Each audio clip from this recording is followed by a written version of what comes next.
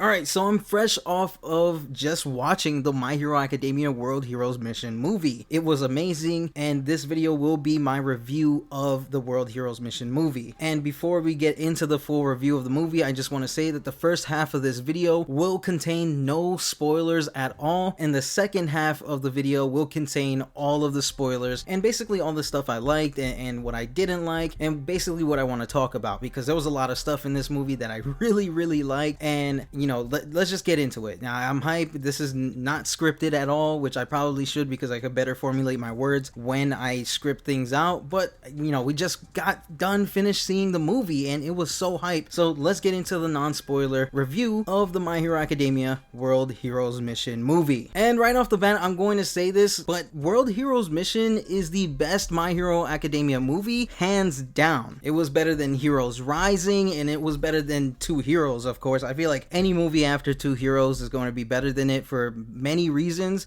which I'll get to that in a retrospective. But yeah, this movie was amazing. It blew Heroes Rising out of the water for me, and this can be very subjective because depending on what you like, this movie might come in second compared to Heroes Rising, right? Because Heroes Rising was very action-packed. For me, that movie didn't really slow down with the action, and that's not a bad thing because action is really good, especially when the animation is done really well, right? And that's what Heroes Rising was for me. But with World Heroes Mission, it felt a lot more story driven. For me, I was really invested into the story a lot more than I was when it came to Heroes Rising and Two Heroes. The slice of life and road trip part of the movie, which is a big part of the movie, was really fun for me. It's where we really get to know Rhodey as a character, and I love Rhodey as a character. He's a fun character, and when we get to know him more, or when you get to know him more in the movie, you really feel for his character in a lot of ways. And especially you feel for the villain Fleckturn when you learn more about him in the movie. You get to know more of these characters, and I feel like with the last two movies, you don't really get that. Nine as a villain, he was just there and he was causing havoc. You don't really get much of a story with him. You don't get much of a backstory with him either. You only get to know more of Nine and these other characters through the manga, right? And specifically the manga that was given out in Japan. That's the only real times you really get to know Nine as a character and get his backstory. In this movie, in World Heroes Mission, you get Fleckturn's backstory within the movie, and that's what I like about this movie. You learn more about these characters, you get to understand them more, you get to feel for them more. In the past movies, you really don't get that. You don't get that with Wolfram in Two Heroes, and you don't get that with Nine in Heroes Rising. They're just villains for those movies, and that's pretty much all they are. They feel very empty as characters in those last two movies, but Fleckturn as a villain felt really,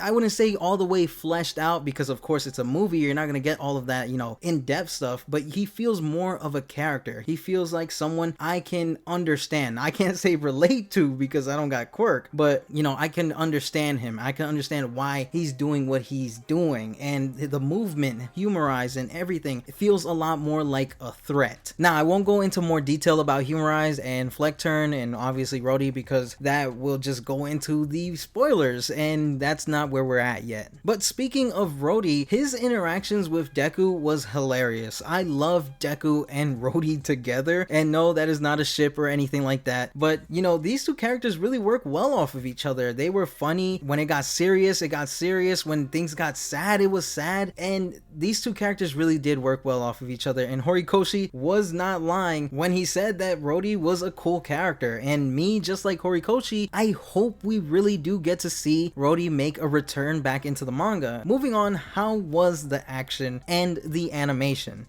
Season 5 took a hit, and obviously it took a hit for this movie because the action and the animation was amazing. You could tell all of that season 5 budget went into this movie. Alright, but jokes aside, the movie, the animation, the action, and everything was great. It blew my mind, especially at the end in the Fleckturn versus Deku fight. That was insane. If you know what I'm talking about, then you know, right? Like that whole thing was insane. I'm cheesing it right now just thinking about it. It was so fire. Deku's animation was amazing. Bakugo versus I think the Serpenters is what they were called, the twins. That fight was awesome. Todoroki versus Leviathan was amazing. There was no fight in this movie that I was really disappointed in, and that to me is great because when I go to a My Hero Academia movie, what I want to see is a big action set piece, and that's what we get. It doesn't disappoint at all. Even though there wasn't a lot of action compared to that of Heroes Rising, the action does not let you down in the slightest. To me, this movie did a lot of things right, and it felt more like a movie to me, because in the past movies, it took a lot of the soundtrack from the anime and just plopped them into the last two movies, right? And for this movie, it had more of its own soundtrack.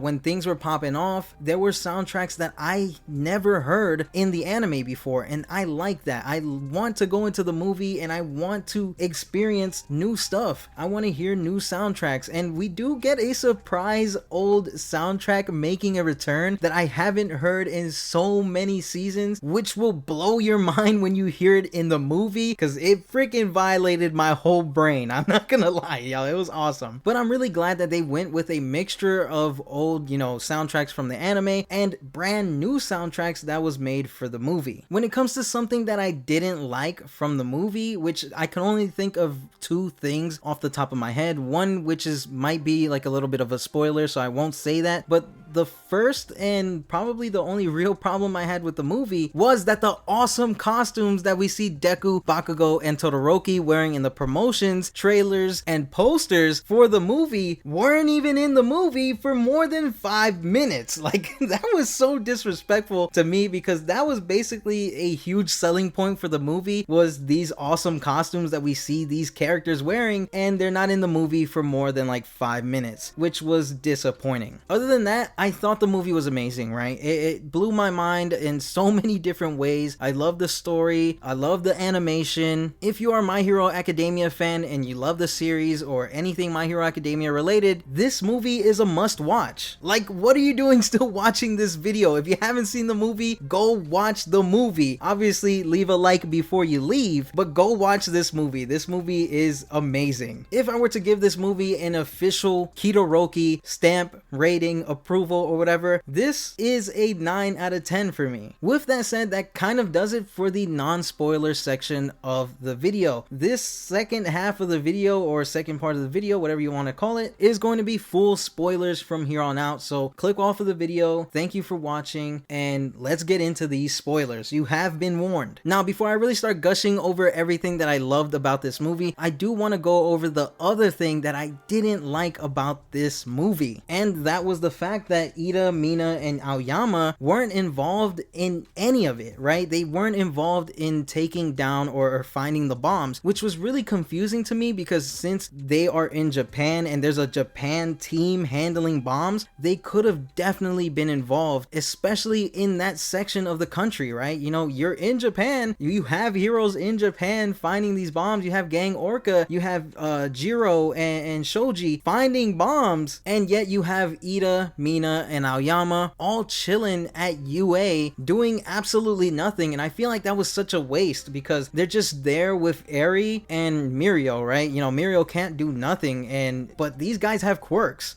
Why aren't they out there helping the other heroes, being somewhat useful, right? Instead, they're just chilling there letting things happen, which I don't feel like that would be the realistic thing that they would do, right? They have their hero licenses at this point in the timeline. Why are you just sitting there on your ass? I understand why maybe Eraserhead wasn't involved, because he was also there just chilling, but I can't understand why Ida, someone who has a speedster quirk, right? He can move really, really fast. He could cover a lot of ground in Japan, and he's just chilling there doing nothing. I don't like that. That's like one of the things that bothered me the most about the movie, is that Ida didn't do anything. He was probably one of the more useful students in this kind of situation, right? We're in a crisis here, guys. Why is Ida the one guy who could probably cover the most ground in searching for stuff or making it to a certain area in time, chilling? That was pretty much the one thing that bothered me about the movie. So let's get into all of that hype, juiciness, action-packed, thrilling, whatever you want to call it. It was so awesome.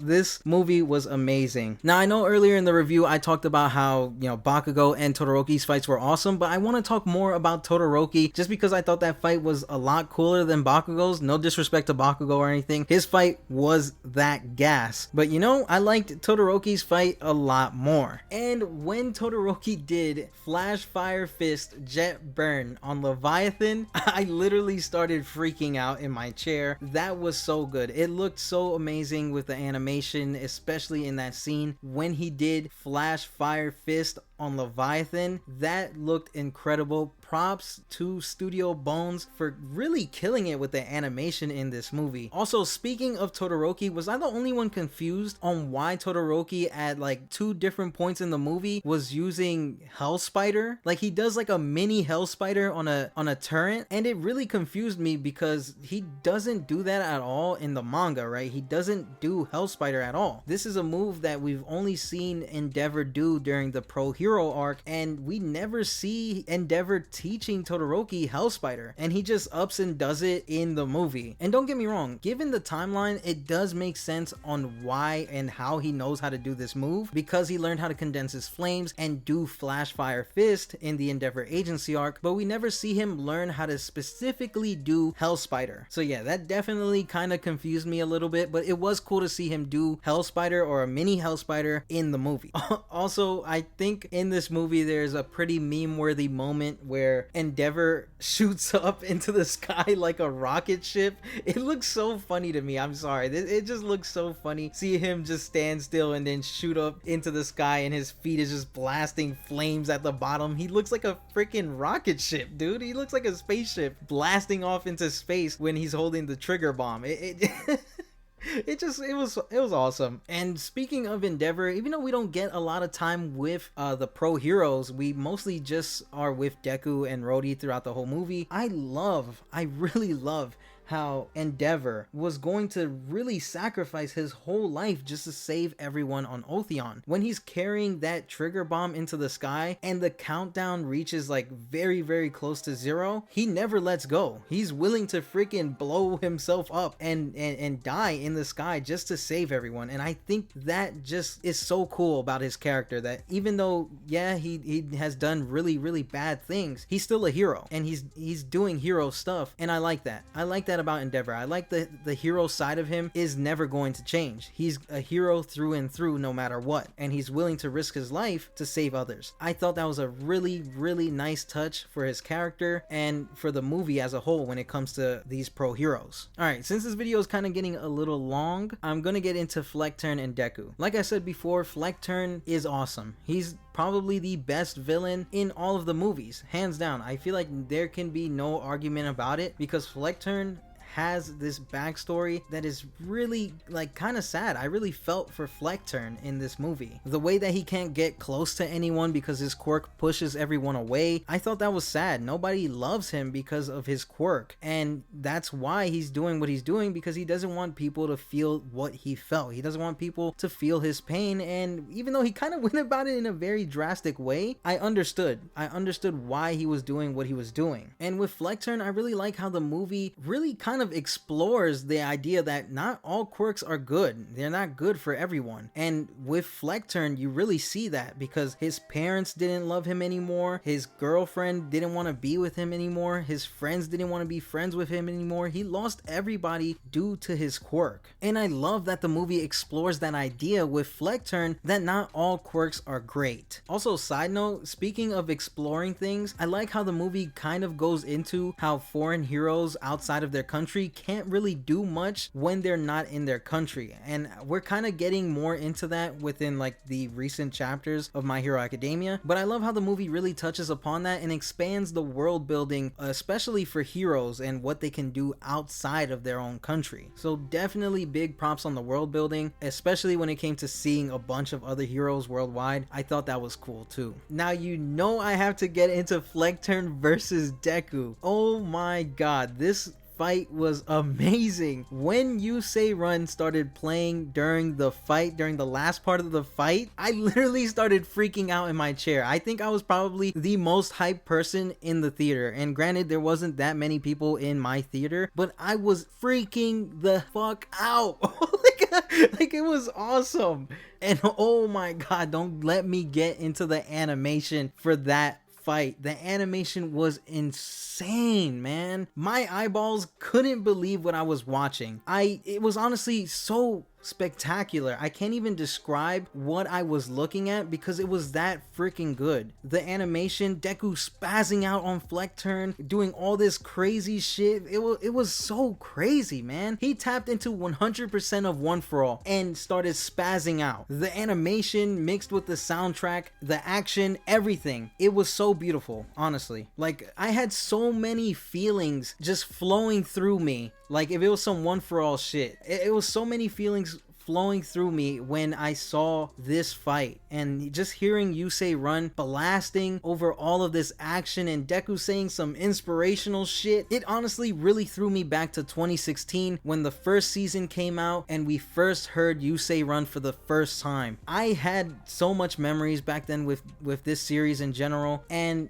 I love it. The nostalgia factor in that moment with Yusei Run, it really took me back, man. Like, this movie was amazing. This movie brought back all of my old feelings about My Hero Academia. The love for it and everything is just even bigger now. I love this series, I love this movie, and I want to see more My Hero Academia movies in the future. If Bones can deliver this much gas within this movie, then I can't wait to see what they have planned for the future, honestly. With that said, I love this movie. I can't wait to own this movie. And if you've seen this movie, let me know in the comment section below your favorite part of the movie. Obviously, if you're going into spoiler stuff, please put a spoiler warning in the comments so that way people who haven't seen the movie yet can avoid your comment. Anyways, if you've enjoyed the video, then be sure to Detroit smash that like button below, and don't forget to subscribe to the channel and all of that juicy stuff, and become a member of the Kitoroki Hero Agency to become my hero. Thank you all for watching. I really appreciate it. I'll see you guys in the next one, and don't forget to stay plus ultra.